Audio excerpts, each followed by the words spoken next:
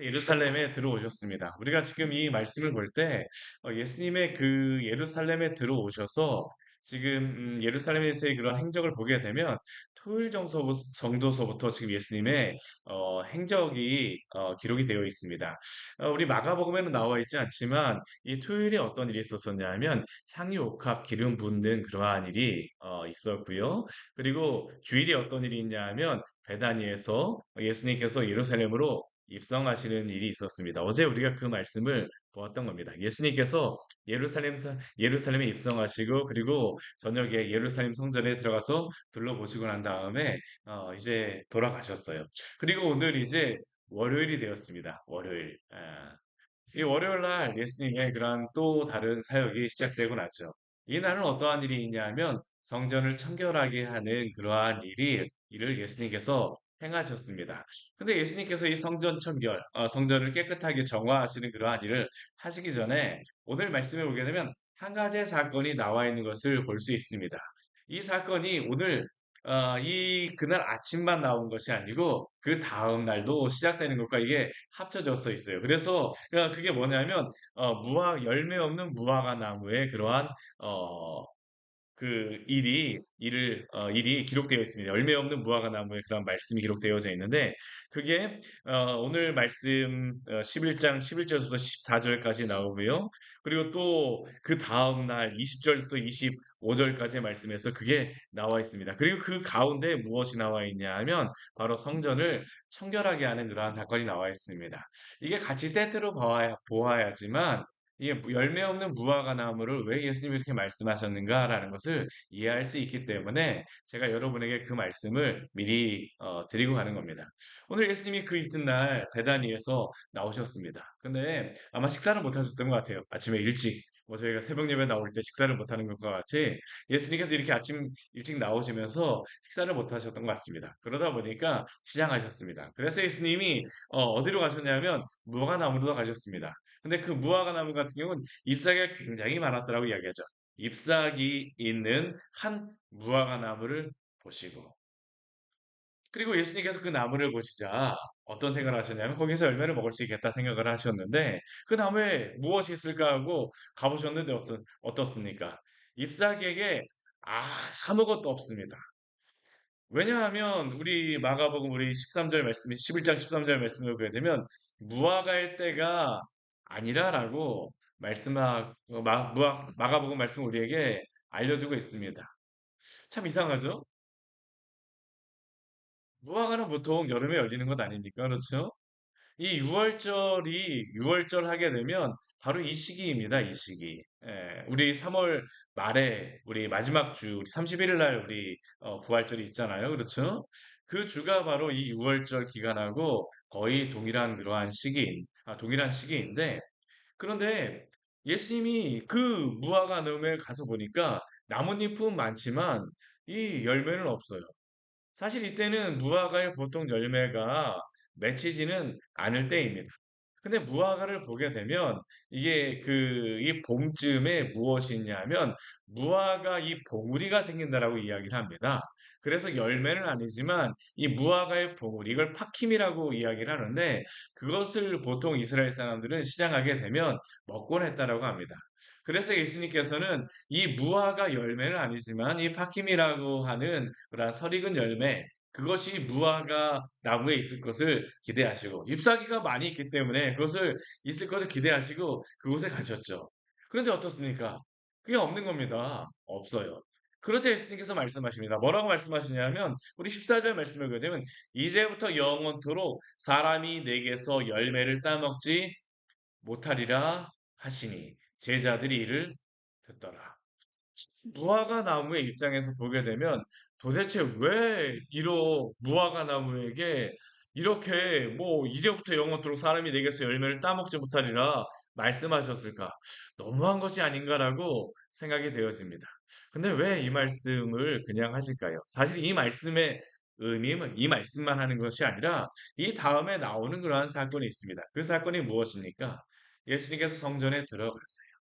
성전에 들어가셨을 때에 이 예루살렘 성전에 어떤 일이 있냐 하면 성전에서 많은 사람들이 이 물건을 팔고 사고 있습니다. 무엇을 팔고 사고 있을까요? 아, 바로 성전에서 제물로 드리는 그러한 양과 소, 비둘기 등을 이 안에서 사고 파는 것입니다. 근데 예수님이 그것을 보시자 어떻게 하시냐면 그 매매하는 자를 다 내쫓으시고 돈 바꾸는 자들의 상과 비둘기 파는 자들의 의자를 다 둘러 엎으셨습니다. 오늘 말씀을 보게 되면 이 말씀을 예수님이 말씀하시지만 이 예수님 옆에서 있는 제자들은 무슨 생각이 들었을까요? 아니, 왜 예수님이 열매가 맺지도 않는 그 무화과에 그러한 이야기를 하시고 갑자기 예루살렘 성전에 들어가니까 왜 이러한 일을 하실까? 제자들의 생각에서는 이게 지금 이해가 될 수 없는 그러한 사건입니다. 왜냐하면 이 시대에 그냥 전통적으로 사람들이 예루살렘 성전에 가게 되면 이 성전 뜰에서 이러한 것들을 이 비둘기, 양, 소들을 팔고 샀기 때문입니다. 이게 그냥 전통적인 그러한 일이었습니다. 어떤 명절이 있게 되면 성전의 명절이 있게 되면 이러한 일들이 당연히 있었어요. 근데 예수님이 그곳에 들어가시자마자 갑자기 그냥 온유하신 예수님께서 돈 바꾸는 자들의 상과 비둘기 파는 자들의 의자를 다 둘러엎으십니다. 이전에 이 사람들 가운데 예수님 오실 때 호산나 다윗의 자손이여 했던 사람이 있을까요? 없을까요? 예, 있었을 수 있을 거라고 생각이 됩니다. 그런데 인기 떨어지게 왜 예수님이 이러한 행동을 하시겠습니까?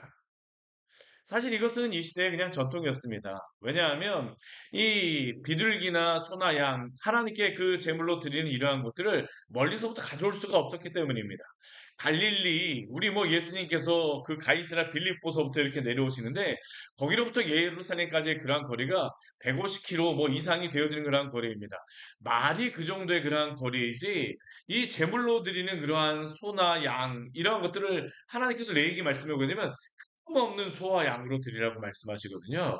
근데 그 150km 오다 보면 어떻습니까?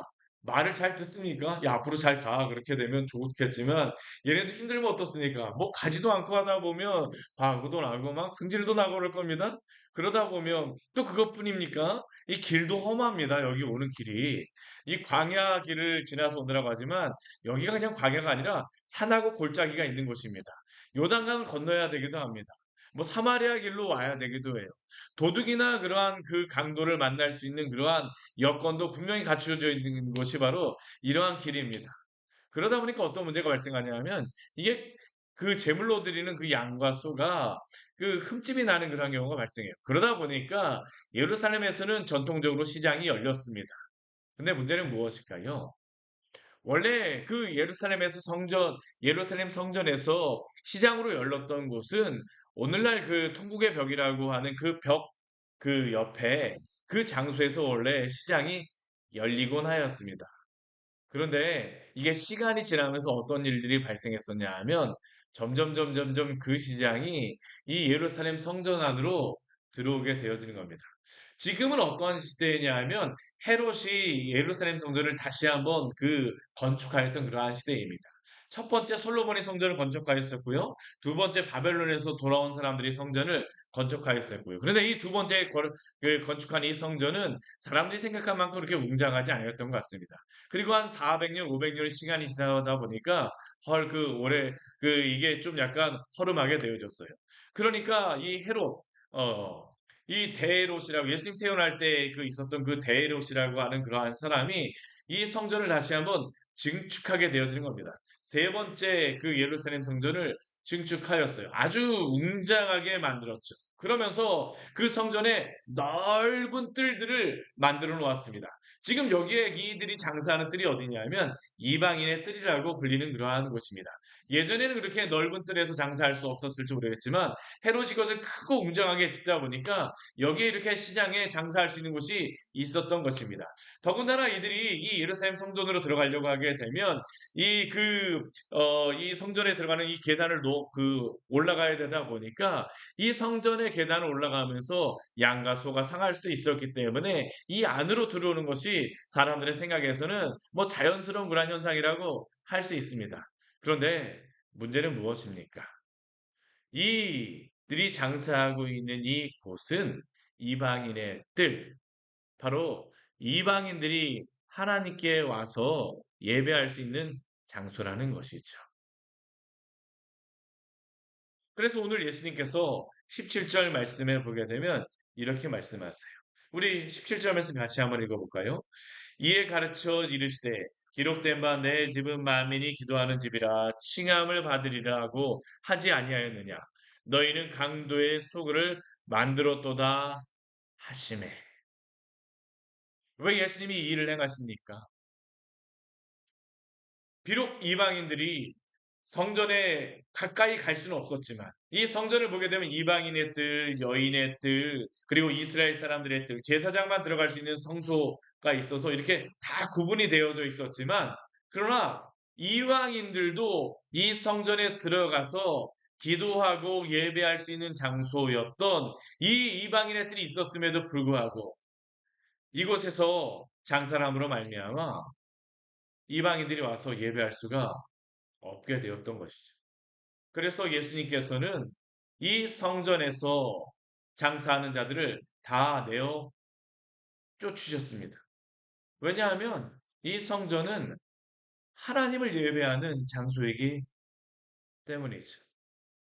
오늘날 우리는 주님을 예배하는 이 장소, 주님을 예배하는 이 전에서 무엇을 행하고 있습니까? 또한 이 예배당의 그러한 부분뿐만 아니라 또한 우리를 하나님의 전이라고 말씀하셨는데 우리는 또한 하나님의 전으로서 하나님을 예배하는 자로서 어떻게 살아가고 있습니까? 정말로 주님을 예배하는 자로서 또한 주님을 예배하는 것으로서 주 앞에 거룩하게 사용되고 있습니까? 아니면 이곳에서 온갖 잡스러운 그러한 것들이 행하여지고 있습니까? 오늘 예수님께서는 그 성전이 내 집은 만민이 기도하는 집이라라고 말씀하세요. 하십니다. 우리의 교회가 또한 우리가 하나님의 전으로서 주님을 예배하며 주님께 기도하는 귀한 성도로 또한 교회로 사용되어지기를 원합니다. 이게 바로 본래의 그러한 의미이기 때문이죠. 예수님이 하나님의 아들로 오신 그분께서 하나님의 전에서 장사하는 것을 원하지 않으셨어요. 왜냐하면 그들은 충분히 다른 곳에서 옆에서 그 장사할 수 있는 곳이 있었기 때문입니다. 그들의 편리를 위하여서 성전을 마음껏 사용하고 있었기 때문에 하나님의 뜻대로 성전을 그 이들이 사용하지 이용하지 않았었기 하나님을 예배하는 곳으로서 이용하지 않았었기 때문에 오늘 예수님께서는 이 성전에서 이렇게 하신 것입니다. 그런데 이것을 보았던 사람들의 반응은 무엇이었을까요? 우리 18절 말씀에 보게 되면 이렇게 기록하고 있죠. 대제사장들과 서기관들이 듣고 예수를 어떻게 죽일까 하고 꾀하니. 참 이게 얼마나 안타까운 말씀인지 모릅니다. 성전은 내 아버지의 집입니다. 하나님의 아들이신 예수님께서 이 성전에서 하나님을 참되게 예배하지 않는 모습을 보시자 거룩한 분도를 가지시는 것은 당연하였습니다. 그리고 그곳을 예배하는 장소로 깨끗하게 하시는 것은 당연하였습니다.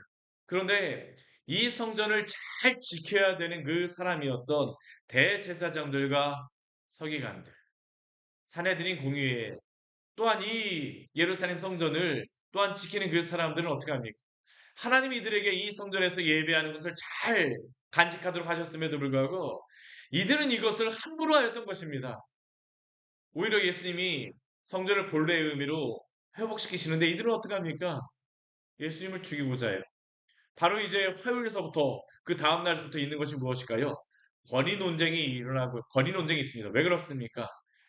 내가 이렇게 그 허락하였는데 왜 너가 이렇게 와서 행하느냐라고 하는 게 바로 대제사장들과 서기관들의 반응이죠. 더군다나 이들이 이렇게 반응하는 또 다른 이유가 있습니다. 그들이 그리스도에게 기대하는 그러한 그리스도의 모습은 무엇일까요?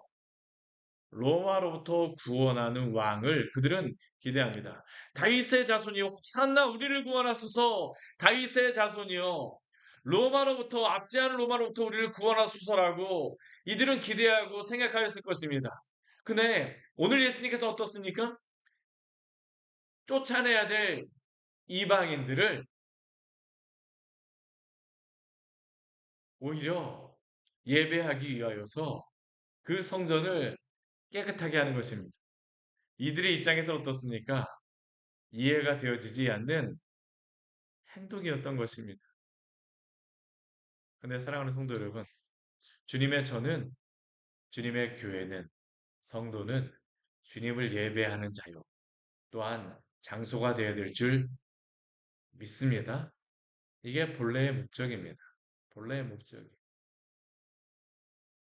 이제 분명해졌습니다. 이 무화과 나무를 왜 예수님께서 저주하셨을까요? 우리가 구약 성경을 보게 되면 무화과 나무라던가 포도나무는 이스라엘 백성을 대표하는 그러한 나무였습니다. 이들은 하나님을 예배하는 것이 마땅합니다. 하나님을 향하여서 그 나무는 그 자신의 열매를 드려야 되고 하나님을 위하여 봉사하는 것이 당연합니다. 그런데 이 이스라엘은 어떻게 됐습니까? 하나님을 예배하는 곳에서 예배하는 것을 막고 있었어요. 흡사 무화과 나무가 열매를 맺지 못하는 것과 동일하였던 것입니다. 이제 그 다음 날이 되었습니다. 예수님이 그 전날 그 저주하셨던 그 무화과 나무 옆으로 지나가십니다. 어떠한 일이 있을까요? 무화과 나무가 뿌리채 마른 것을 보셨다라고 말씀하십니다. 이 무화과 나무는 무엇을 비유하는 것일까요? 하나님을 예배하지 않는 이스라엘 백성을 의미하는 겁니다. 너희가 나를 마땅히 예배해야 되는 것이거든. 하나님의 저는 내 아버지의 집은 마땅히 기도하는 곳이 되어야 하는 것이거든. 너희가 장소의 소굴을 만들었구나. 너희가 하나님의 전을 강도의 소굴로 만들었구나. 그리고 예수님께서 말씀하셨던 그 무화과 나무는 뿌리째 다 말랐습니다. 이것에 대하여서 예수님께서 뭐라고 말씀하실까요? 우리 22절 말씀 보게 되면 우리 같이 한번 읽어볼까요? 22절 가장 뒤의 말씀입니다. 하나님을 믿으라. 하나님을 예배하라는 것이겠지. 너희가 무엇을 예배해가고 너희가 무엇을 믿고 있느냐라는 겁니다.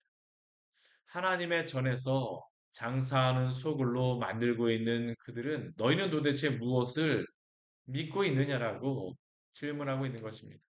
사랑하는 성도 여러분, 우리는 하나님을 예배하며 하나님을 신뢰하며 우리 주 예수 그리스도를 믿음으로 살아가고 있습니까? 예수님께서 우리에게 이렇게 말씀하십니다. 믿음으로 살아가는 그 성도에게 이렇게 말씀하시죠. 우리 23절, 24절 말씀 같이 한번 읽겠습니다. 내가 진실로 너희에게 이르노니 누구든지 이 산더러 들리어 바다에 던져지라 하며 그 말하는 것이 이루어질 줄 믿고 마음에 의심하지 아니하면 그대로 되리라. 그러므로 내가 너희에게 말하노니 무엇이든지 기도하고 구하는 것은 받은 줄로 믿으라. 그리하면 너희에게 그대로 되리라. 아멘. 하나님을 믿고 기도하십시오. 우리의 뜻대로 하나님이 모든 것을 다 우리의 계획대로 하신다라고 말씀하시는 것은 아닙니다. 그러나 하나님께서는 우리가 기도하는 그 기도를 들으시고 또 하나님의 뜻에 따라서 가장 선한 방법으로 오늘도 당신의 것을 이루어 주실 줄 믿습니다. 우리는 하나님의 이름을 의지하여서 기도하는 것입니다. 이스라엘 백성들에게 성전에 들어와서 하나님 앞에 이렇게 간절히 기도하라는 겁니다. 세상의 다른 것 의지하거나 세상의 다른 것 바라보고 사랑하는 것이 아니라 하나님을 믿고 하나님을 의지함으로 기도하며 날마다 살아가시기를 축원합니다. 이게 성도의 본분이며 성도가 행해야 될 것입니다. 우리 교회도 그렇습니다. 이곳은 어떠한 장소가 되어야 될까요? 만민이 기도하는 집이 되어야 될 줄 믿습니다. 주님을 알지 못하였던 그러한 자들이 이 전에 나와서 기도하며 간구하며 주님, 저에게는 아무런 소망이 없습니다. 아무런 그 방법이 없습니다. 주밖에 나를 구원하실 자가 없습니다. 가장, 가장 놀라운 기적이 무엇일까요? 우리는 많은 기적이 내가 원하는 막 돈을 벌고 물질을 벌고 여러 가지 많은 것들을 이루는 것이 그 기적이라고 생각하지만 정말 하나님이 우리에게 보여주시는 가장 놀라운 기적이 무엇입니까? 죽어 있던 영혼이 살아나서 주 예수 그리스도를 믿는 것이 가장 큰 기적입니다. 이것은 산을 옮기는 것보다도 더 큰 기적입니다. 이곳에서 주님 앞에 나와서 기도하는 것, 주님을 몰랐던 그러한 사람들이 주님을 믿는 것, 사실 정상적인 생각을 가진 사람들이 하나님을 믿을 수 있을까요? 저는 정상적으로 그게 가능하지 않다고 생각합니다. 어떻게 그것이 가능합니까? 산을 옮기는 일이 있었기 때문입니다. 우리의 딱딱하였던 그 마음을 하나님께서 그 말씀이 전하여 줄 때 그 마음을 닦아라 주심으로 말미암아 하나님 앞에 나오게 되죠. 주님께 대적하였던 그 사람이 이제는 주님을 사랑하는 사람이 되고 이전에 주님을 미워하였던 그러한 사람이 이제는 주님을 위하여 사랑하는 사람이 됩니다. 사도 바울을 보십시오. 이전에는 박해를 행하였던 사람이 이제는 복음을 위하여서 박해를 당하는 사람이 되어집니다. 이전에는 감옥에 가두었던 사람이 이제는 감옥에 갇혀서 주와 복음을 위하여 박해를 받아라라고 이야기하며 그 박해받는 가운데에 순교를 당한 사람이 바로 사도 바울이 되었습니다. 이것보다 더 큰 기적이 무엇이겠습니까? 오늘 기도하십시오. 우리 주변에 죽어가는 영혼들 위하여 기도하십시오. 다른 것 우리에게 기도하라고 말씀하시는 것이 아닙니다. 산을 옮기는 것, 우리는 많은 저기 멀리 있는 산, 그게 옮겨지는 게 정말 중요한, 물론 하나님께서 그 일도 행하실 수 있습니다. 근데 더 큰 기적이 무엇입니까?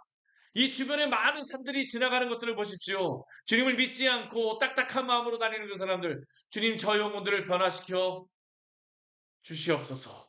그 이방인들조차도 이곳에 와서 예배할 수 있도록 예수님은 그것을 원하셨던 것입니다. 어떻게 이방인들이 하나님의 전에 와서 예배할 수가 있습니까? 그 사람들은 생각했을 것입니다. 이방인들 몇 명 오지도 않은데요. 그들을 향해서 이 많은 이 넓은 뜻이 왜 필요합니까? 근데 예수님은 말합니다. 아니야. 준비해. 그 한 영혼이 와서 구원받는 곳이 바로 내 아버지의 집이라고 오늘도 말씀하심을 기억하십시오. 오늘 25절 말씀 같이 한번 읽어보도록 하겠습니다. 서서 기도할 때 아무에게나 혐의가 있거든 용서하라.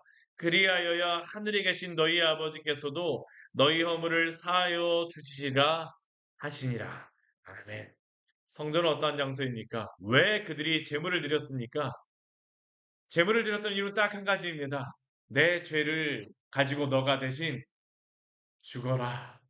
그리고 이 성전에서 이 말씀하셨던 예수님께서는 며칠 뒤에 십자가에 달려 죽으십니다. 어떻게 죄인인 우리가 하나님 앞에 용납받을 수 있습니까? 우리가 어떻게 용서함을 받을 수 있습니까? 우리 주 예수 그리스도가 십자가에 못 박혀 죽으심으로 말미암아 하나님의 어린 양으로 죽으심으로 말미암아 우리의 죄를 다 담당하심으로 말미암아 우리가 하나님께 죄의 용서함을 받고 용납함을 받고 주의 자녀가 되어 주의 백성이 되어 주님을 예배할 수 있게 된 줄 믿습니다. 그리고 우리에게 말씀하십니다. 성전된 너희들이 이제는 용서하라. 아무나 할 수 없죠. 오직 누구만 용서할 수 있습니까? 주 예수 그리스도를 믿고 구원받은 성도들에게 주님께서 말씀하시는 것입니다. 말씀을 정리하도록 하겠습니다. 하나님을 향해서 기도하십시오. 하나님을 믿으십시오. 또한 용서하십시오. 이게 바로 성전된 성도들에게 원하시는 것입니다. 주님을 예배하는 우리 귀한 성도들을 통하여서 오늘도 주님께서 당신의 일을 이루어 가실 줄 믿습니다. 같이 기도하도록 하겠습니다. 하나님 아버지 오늘 말씀을 통해서 우리에게 귀한 은혜를 주니 감사를 드립니다. 2000년 전 이스라엘 백성들은 그냥 의식적으로 예배하는 것을 하나님께 예배하는 것이라고 생각하여서 그곳에서 비둘기와 양과 소를 준비하는 것이 그 어떤 것보다도 중요하다라고 생각하였지만 예수님께서는 그들에게 너희가 바로 하나님을 예배하는 자들이 되라고 말씀하십니다. 그들의 마음을 다하여서 또한 그 하나님의 전에서 기도하라고 말씀하십니다. 또한 용서라고 말씀하십니다. 우리의 죄를 담당하신 우리 주 예수 그리스도를 믿고 용서함을 받은 저희들 하나님을 참되게 예배하게 하여 주시고 또한 하나님의 전에서 기도하며 또한 용서하는 우리 귀한 성도들 될 수 있도록 도우시고 인도하여 주시옵소서. 예수님 이름으로 기도드립니다. 아멘. 오늘 말씀 같이 기억하시면서 기도하며 나가도록 하겠습니다.